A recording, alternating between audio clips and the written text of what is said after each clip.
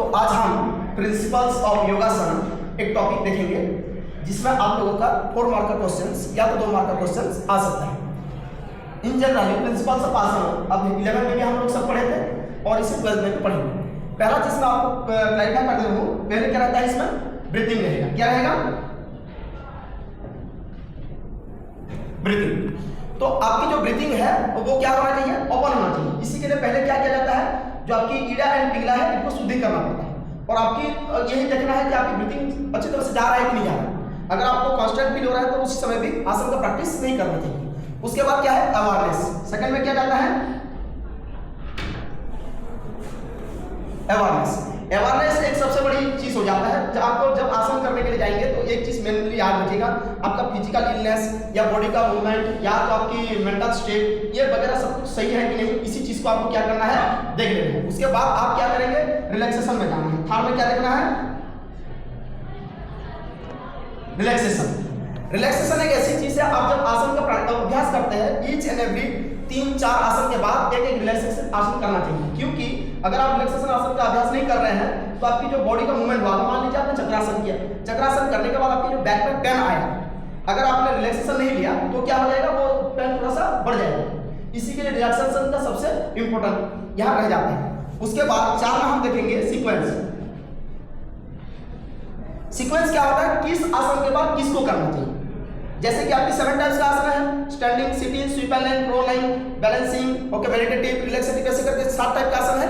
तो इसी प्रकार से नहीं, मेरे कहने का मतलब आपको पहले ताड़ासन करना है, उसके बाद त्रिएक ताड़ासन करना है, उसके बाद आपको क्या करना है? त्रिकोणासन, उसके बाद त्रिएक त्रिकोणासन। ये जो सीक्वेंस है इसको बनाए रखना। सीक्वेंस सबसे इंपॉर्टेंट चीज होता है। अगर आपने फॉरवर्ड बेंडिंग किया है तो बैकवर्ड बेंडिंग करना है, ये सीक्वेंस। इसे काउंटर पोज के अब दूसरे में हम बात करेंगे काउंटर पोज के बारे में। 5 नंबर पे हम जाएंगे। काउंटर पोज क्या होता है? जैसे मान लीजिए कोई आदमी सिंपल हर एक आसन का काउंटर पोज नहीं होता।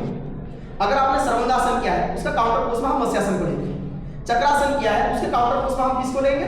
पवन मुक्तासन को लेंगे। ये क्या कर रहा है? उसी बॉडी पार्ट्स को जो मूवमेंट किया था और जो पेन हुआ था उसमें, उसको रिलीव करने के साथ साथ उसमें होने वाले जकड़ जो है उसको रिलीज करता है। इसी के लिए काउंटर पोज सबसे ज्यादा इंपॉर्टेंट होता है। उसके बाद टाइप ऑफ प्रैक्टिस 6 में क्या आ जाएगा?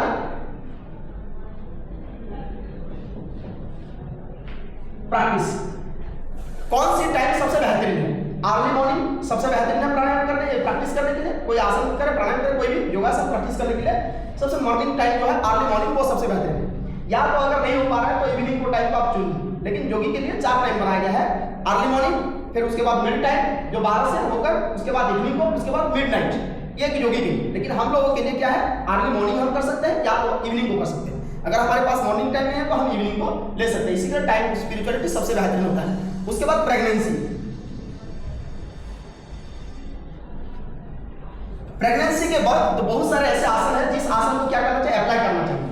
लेकिन ऐसे भी चीज है कि जब पहले 3 मंथ हो तो बहुत सारे आसन को नहीं करना चाहिए, क्योंकि मिस होने के कारण ज्यादा रह जाते हैं। मिसकैरेज हो जाएगा तो प्रेगनेंसी में कोई फायदा नहीं रहेगा।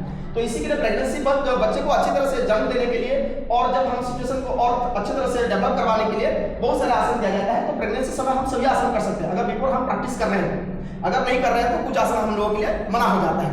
उसके बाद सबसे बड़ी चीज हो जाती है एज लिमिटेशन। बहुत सारे लोग पूछते हैं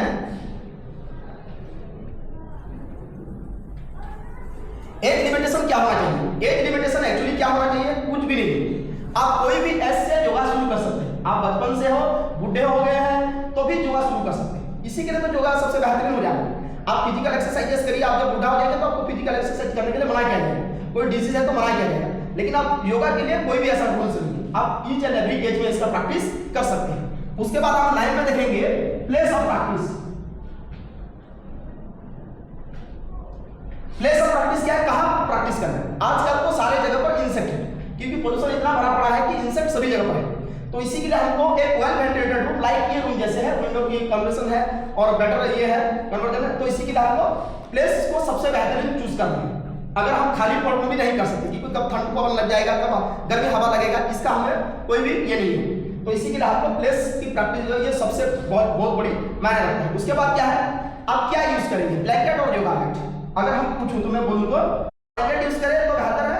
योगा मैट भी आजकल बहुत सारे ऐसे आ रहा है जिसका आप यूज कर सकते हैं। कोई भी दोनों में से कोई एक चूज करिए आपकी बॉडी के अकॉर्डिंग। अगर ज़्यादा स्वेट हो रहा है तो आप चूज करिए ब्लैंकेट को, ज़्यादा स्वेट नहीं हो रहा है तो आप जुगामेट को स्वेट यूज करिए, वो बेहतरीन हो जाएगा आप लोगों के लिए। उसके बाद क्या रहता है क्लॉथ, हमको क्लॉथ कैसा लेना चाहिए, मैं आपको बता दूं क्लॉथ जितना लूज है और व्हाइट क्लॉथ हो तो सबसे बेहतरीन है, क्योंकि इसमें पॉजिटिव एनर्जी का हम लोग ज्यादातर इंसेंट करते हैं, तो क्लॉथ लूज होना चाहिए और व्हाइट होना चाहिए, वो आप लोगों के लिए बेहतरीन साबित हो जाता है। उसके बाद अगर हम बात करेंगे तो इसमें क्या होता है, तो एंटी स्टोमेक,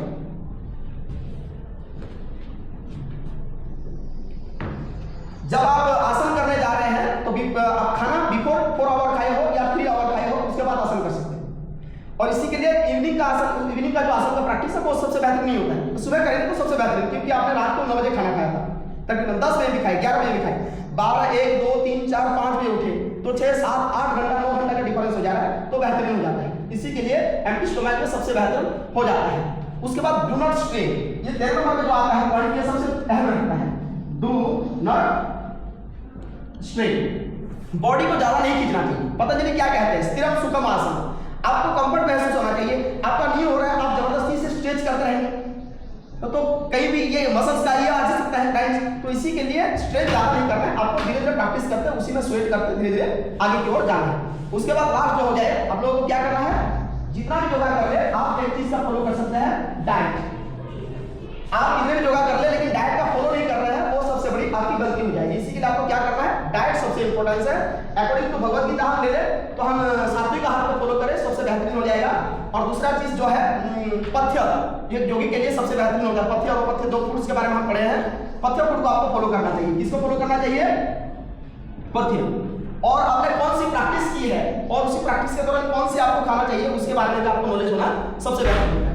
ठीक है, आज के लिए प्रिंसिपल क्लास में यहीं तक, फिर नेक्स्ट क्लास में हम अलग टॉपिक के बारे में जाएंगे। धन्यवाद आप लोगों को।